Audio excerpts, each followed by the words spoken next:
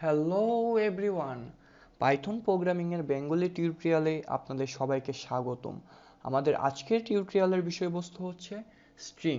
গত পর্বে আমরা দেখেছি কিভাবে পাইথনে একটি পূর্ণ কোড লিখে সেটি সেভ এবং রান করানো যায়। আজকের পর্বে আমরা পাইথনের স্ট্রিং সম্পর্কে আলোচনা করব। এটি করার আগে আমরা আমাদের পাইথন শেলটি ডেস্কটপ থেকে ওপেন করে নিব এবং এটি ফাইল অপশনে গিয়ে একটি নিউ ফাইল ক্রিয়েট করে নিব। দেন এই উইন্ডোটি আসার পর এটির ফাইল অপশনে গিয়ে আমরা সেভ এসে ক্লিক করব এবং আমি যে ফোল্ডারের ভিতর আমার পাইথন ফাইলটি রাখবো সেটির ভিতর এন্ট্রি নিয়ে ফাইল নেমের জায়গায় যে কোনো একটি ফাইলের নাম আমি লিখবো। তখন আমি আমার ফাইলের নাম লিখলাম স্ট্রিং। দেন আমি সেভ করব। সেভ করার আগে দেখে নিব যে এটি টাইপ পাইথন ফাইলস হিসেবে আছে কিনা। এটি নিশ্চিত হওয়ার পর আমি সেভ অপশানে ক্লিক করব। দেন আমার উইন্ডোটি পাইথন কোড লেখার জন্য প্রস্তুত হয়ে আছে। পাইথনে স্ট্রিং সম্পর্কে আলোচনা করার আগে আমি তিনটি বিষয় আপনাদেরকে বলে দিই। পাইথনে তিন ধরনের স্ট্রিং থাকে, একটি সিঙ্গেল কোটেড স্ট্রিং, একটি ডাবল কোটেড স্ট্রিং, একটি ট্রিপল কোটেড স্ট্রিং। এই তিন ধরনের স্ট্রিং কিভাবে কাজ করে সেটি একটি এক্সাম্পলের মাধ্যমে আমি আপনাদের সামনে উপস্থাপন করব। প্রথমে সিঙ্গেল কোটেড স্ট্রিং লিখি। এটি লেখার জন্য আমি এ নামে একটি ভেরিয়েবল নিলাম এবং একটি সিঙ্গেল কোটেড সাইন ইউজ করলাম এবং এটির ভিতরে আমি আমার মেসেজ দিলাম আই লাইক ইউ। দেন আমার সিঙ্গেল কোটের সাইনটি ক্লোজ করলাম। দেন বি নামে আরেকটি ভেরিয়েবল নিলাম ডাবল কোটেড স্ট্রিং দেখানোর জন্য। বি লেখার পর ইকুয়াল টু দিয়ে আমি ডাবল কোটের সাইনটি ইউজ করলাম এবং সেম পূর্বের মেসেজটি আমি রাখছি আই লাইক ইউ। দেন আমি ডাবল কোটের সাইনটি ক্লোজ করব। দেন সি নামে আমি আরেকটি ভেরিয়েবল নিব ট্রিপল কোটেড স্ট্রিং দেখানোর জন্য। সি নেওয়ার পর ইকুয়াল টু দিয়ে আমি ট্রিপল কোটের সাইনটি দিব।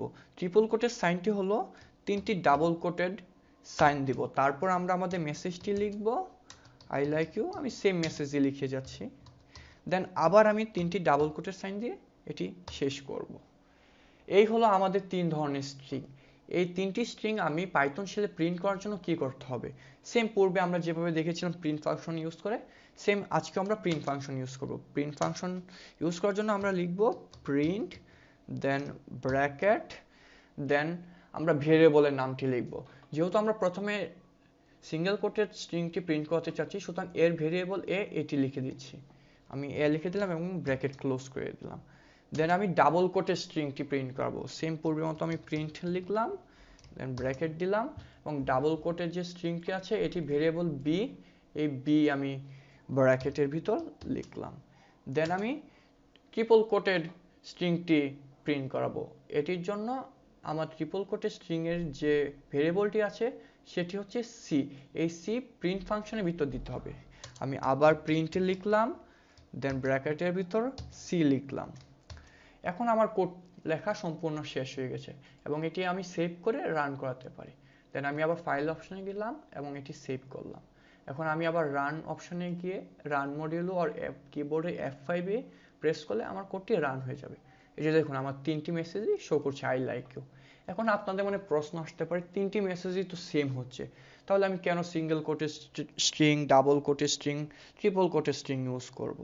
এটির একটি উদাহরণ আমি দিয়ে দিচ্ছি আপনাদেরকে কেন আমি সিঙ্গেল, ডাবল এবং ট্রিপল কোটেড স্ট্রিং ইউজ করব।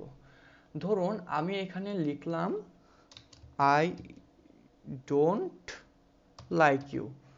এখন দেখুন যখনই আমি ডোন্ট লিখছি, এন এর পর আরেকটি সিঙ্গেল কোটেড দিয়েছি, তখনই আমার এই কোডটি সবুজ থেকে কালো হয়ে গেছে, এটি একটি এরর হয়ে গেছে। এখন যদি আমি এই কোডটি রান করি সিনট্যাক্স এরর দেখাবে। কিন্তু সেম কাজটি যদি আমি ডাবল কোটেড স্ট্রিং এর ভিতর করি তাহলে কোনো প্রবলেম হচ্ছে না। দেখুন আই ডোন্ট লাইক ইউ, দেখুন এখানে কোনো কালো বা ব্ল্যাক হয়ে যাচ্ছে না লেখাগুলো, তার মানে কোডটি ঠিকঠাক আছে। কিন্তু এখানে কিন্তু কোডটি ভুল আছে। এটি যদি আমি রান করাই তাহলে সিনট্যাক্স এরর দেখাবে। কিন্তু এটি ফিক্স করার একটি সহজ উপায় আছে। আমরা যদি এই সিঙ্গেল কোটের সাইনের আগে ব্ল্যাক স্ল্যাশ দিয়ে দেই তাহলে এটি আর এটি সেম কাজই করবে। আই মিন সিঙ্গেল কোটের স্ট্রিংও যে কাজ করতেছে, ডাবল কোটের স্ট্রিংও সেম কাজই করতেছে। কিন্তু আমরা আমাদের সুবিধার জন্য যখন আমরা একটি স্ট্রিং এর ভিতর সিঙ্গেল কোটের স্ট্রিং এর সাইন থাকবে তখন আমরা ডাবল কোটের স্ট্রিংটি ইউজ করব। আমরা শুধু শুধু জটিল পদ্ধতিতে ইউজ করব না। এখন যদি আমরা কোডটি রান করি, এটি এই single quoted and double quoted string দুইটি সেম ভ্যালুই প্রিন্ট করবে। আমরা আবার পুনরায় ফাইলটি সেভ করে নিচ্ছি এবং রান মডিউল থেকে ক্লিক করে রান করে নিচ্ছি। দেখুন সেমই থাকছে। এটি হলো আমাদের সিঙ্গেল কোড এবং ডাবল কোড স্ট্রিং এর কাজ। এখন আপনাদের মনে প্রশ্ন হতে পারে, তো ট্রিপল কোড স্ট্রিং এর কি কাজ? ট্রিপল কোড স্ট্রিং এর কাজ হলো, ধরুন আমি আই লাইক ইউ এর পরে অ্যানাদার আরো একটি ওয়ার্ড অ্যাড করতে চাচ্ছি এবং সেটি এটির সাথে অ্যাড করতে চাচ্ছি না, নিচে অ্যাড করতে চাচ্ছি, মানে এই জায়গায় অ্যাড করতে চাচ্ছি। সেজন্য আমি এন্টার প্রেস করে একটি ট্যাব নিচে এসে পড়ব। দেন আমি এগেইন একটি মেসেজ লিখে দিচ্ছি, আই লাইক ইউ ওএমজি, এটি লিখলাম, তারপর পেন লিখলাম, তারপর ডোর লিখলাম। এখন আমরা যদি এটি রান করি দেখব এটির পরে এই লাইনটি প্রিন্ট হচ্ছে। আমি আবার ফাইল থেকে সেভ করে নিলাম এবং রান অপশন থেকে রান করে নিলাম। এই যে দেখুন I like you and then তারপর ওএমজি, পেন, ডোর এগুলো প্রিন্ট হচ্ছে। আরেকটি জিনিস আপনাদেরকে বলে রাখি, সেটি হলো আমি যতটুক স্পেস দিব ততটুক দূরে দূরেই প্রিন্ট হবে। ধরুন আমি স্পেস আরও বাড়িয়ে দিলাম, দেন আমি যদি সেভ করে রান করি সেম আমাদের প্রিন্ট সেম অপশনে আসবে, বাট এটি স্পেস আরও বড় হয়ে গেছে। এই হলো আমাদের সিঙ্গেল, ট্রিপল এবং ডাবল কোটেশন স্ট্রিং এর কাজ। এখন ধরুন আমি একটি স্ট্রিং এর সাথে আরেকটি স্ট্রিং অ্যাড করতে চাচ্ছি, মানে কনক্যাটেশন করতে চাচ্ছি, তাহলে কি করব? আমি এই এক্সাম্পলটি ক্যান্সেল করে দিই, একটি নতুন এক্সাম্পলের মাধ্যমে আপনাদের দেখাই। প্রথমে এক্স নামের একটি ভেরিয়েবল নিব, দেন এটির ভিতরে আমি ডাবল কোটের একটা স্ট্রিং নিলাম, এর মধ্যে আমি মেসেজ দিলাম হ্যালো, দেন আমি ডাবল কোটের সাইনটি ক্লোজ করলাম। দেন আমি ওয়াই নামে আরেকটি ভেরিয়েবল নিলাম এবং এটির ভিতরে আমি ডাবল কোটের স্ট্রিং এর ভিতরে লিখলাম ওয়ার্ল্ড, দেন আমি ডাবল কোটের স্ট্রিংটি ক্লোজ করলাম।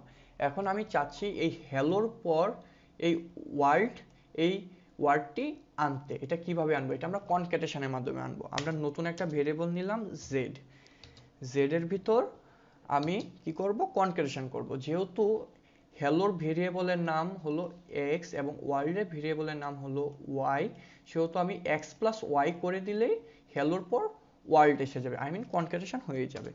আমি এক্স প্লাস ওয়াই করলাম।